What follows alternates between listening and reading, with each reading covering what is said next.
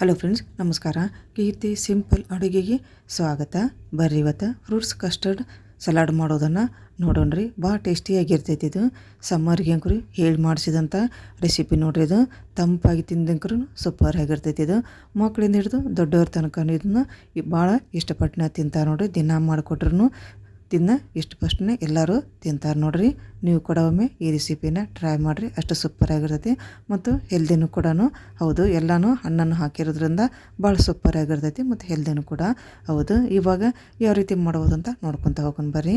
ಇವಾಗ ನೋಡಿರಿ, ಗ್ಯಾಸಿನ ಮೇಲೆ ಬಾಳಿಗೆ ಇಟ್ಕೊಂಡು ಬಾಳಿಗೆ ಸ್ವಲ್ಪ ಬಿಸಿ ಆದಮೇಲೆ ಹಾಲನ್ನು ಹಾಕ್ಕೊತೇನೆ ನೋಡಿರಿ. ಇವಾಗ 2 ಬಟ್ಲು ಹಾಲನ್ನು ಹಾಕ್ಕೊಂಡು ನಾನೀಗ 2 ಬಟ್ಲು ಹಾಲನ್ನು ಹಾಕಿದ ನಂತರ ಅರ್ಧ ಬಟ್ಲು ಸಕ್ಕರೆ ಹಾಕ್ಕೊತೇನೆ ನೋಡಿರಿ. ಈಗ ಸಕ್ಕರೆ ಸ್ವಲ್ಪ ಕರಗಬೇಕು ರೀ. ಅದು ಇವಾಗ ಸಣ್ಣ ಉರಿಯಾಗ ಇದನ್ನ ಸಕ್ಕರೆ ಕರಗಿಸ್ಕೊಂಬಿಡೋಣ್ರಿ ನೀಟಾಗಿ. ಆದಷ್ಟು ಸಣ್ಣ ಉರಿಯಾಗಿಟ್ಟ ಇದನ್ನ ಮಾಡ್ಬೇಕಾಕೈತ್ರಿ.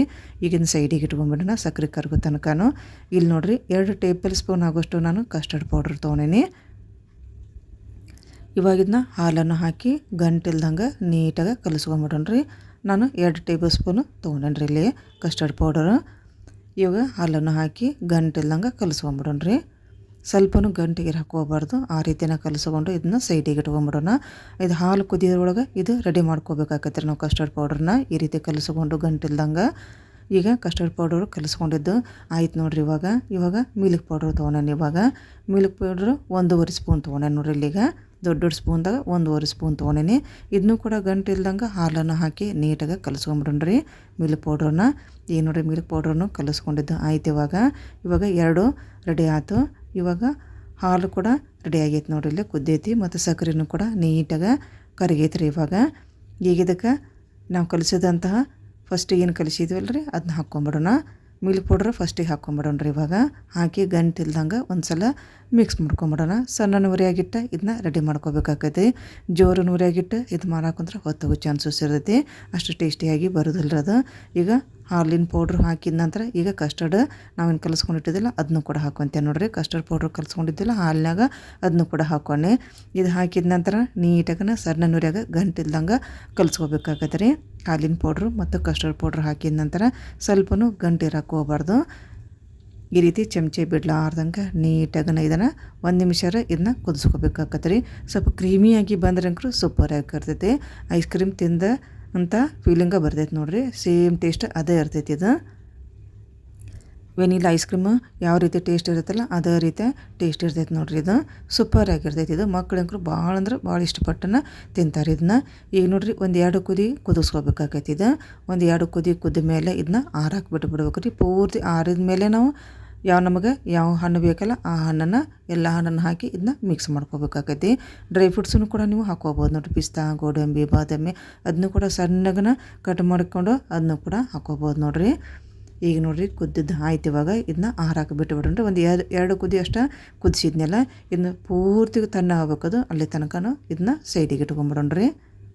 ಈಗ ನೋಡ್ರಿ, ಈಗ ಒಂದು ಬಟ್ಲಕ್ಕೆ ಹಾಕ್ಕೊಂಡು ಸೈಡಿಗೆ ಇಟ್ಕೊಂಡಿದ್ದು ನಾನು. ಗಾಜನ್ನು ಒಂದು ಪಾತ್ರೆಗೆ ಹಾಕ್ಕೊಂಡು ಸೈಡಿಗೆ ಇಟ್ಕೊಂಡಿದ್ದು ನಾನು. ಆರೈತೆ ರೀ. ಇವಾಗ ಪೂರ್ತಿ ಆರೈತೆ. ಆರಿದ ಮೇಲೆ ನೋಡಿರಿ ಎಷ್ಟು ಗಟ್ಟಿ ಆಗೈತಿ ಇದು. ಈಗ ಒಂದು ಸಲ ಮಿಕ್ಸ್ ಮಾಡ್ಕೊಂಬಿಡೋಣ್ರಿ. ಇವಾಗ ಗಂಟಿಲ್ದಂಗನ ಆರೈತೆ ರೀ. ಇದು ಪೂರ್ತಿ ಕೂಲನ ಆಗೈತಿ. ಇವಾಗ ಇದಕ್ಕೆ ನಮಗೆ ಯಾವ ಹಣ್ಣು ಬೇಕಲ್ಲ ಎಲ್ಲ ಹಣ್ಣನ್ನು ಇವಾಗ ಹಾಕಬೇಕಾಗೈತೆ ನೋಡಿರಿ. ಈಗ ನಾನು ಕೆಂಪು ದ್ರಾಕ್ಷಿ ತೊಗೊಂಡೆ ನೋಡಿರಿ. ಕೆಂಪು ದ್ರಾಕ್ಷಿನ ಈ ರೀತಿ ಕಟ್ ಮಾಡ್ಕೊಂಡು ಸಣ್ಣಗೆ ಅದನ್ನು ಹಾಕ್ಕೊತೇನೆ ನಾನು. ಈಗ ಕೆಂಪು ದ್ರಾಕ್ಷಿ ಹಾಕಿದ ಮೇಲೆ ಸೇಬು ಹಾಕ್ಕೊತೇನೆ ನೋಡಿರಿ. ಆ್ಯಪಲ್ ಹಾಕ್ಕೊತೇನೆ. ಅದನ್ನು ಕೂಡ ಸಣ್ಣಗನ ಕಟ್ ಮಾಡ್ಕೊಂಡು ಹಾಕೋನೆ ನೋಡಿರಿ. ಈಗ 1 ಆ್ಯಪಲ್ ತೊಗೊಂಡಿದ್ದು ನೋಡಿರಿ ಇಲ್ಲಿ ನಾನೀಗ. ಇವಾಗ ದಾಳಿಂಬ್ರಿ ಹಣ್ಣು ಹಾಕ್ಕೊತೇನೆ ನೋಡಿರಿ. ಈಗ ದಾಳಿಂಬ್ರಿ ಹಣ್ಣು ಸೀಡ್ಲೆಸ್ ರೀ ಇದು. ಅದನ್ನ ಹಾಕ್ಕೊಂಡು ಈಗ ಅದನ್ನು ಕೂಡ ಒಂದು ಬಟ್ಲು ಹಾಕ್ಕೊಂಡು ನಾನು.